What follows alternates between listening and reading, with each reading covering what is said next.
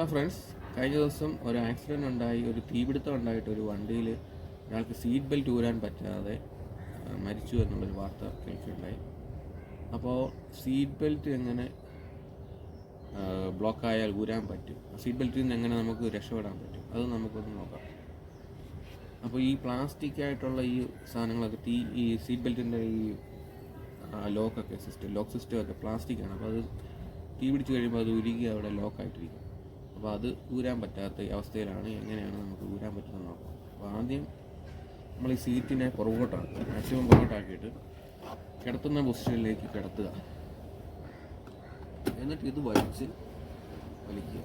അത് കഴിഞ്ഞ് ഇവിടെ വയറിൻ്റെ കുഴപ്പമാണ്, ഇങ്ങനെ ലൂസാക്കുക.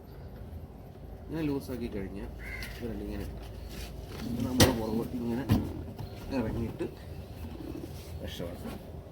ഇത്രയേ ഉള്ളൂ ഈ സീറ്റ് ബെൽറ്റ് ഊരാനുള്ള. 10 സെക്കൻഡ് ഒക്കെ മതി ഇതിനകത്തുനിന്ന് ഇറങ്ങി രക്ഷപ്പെടാൻ.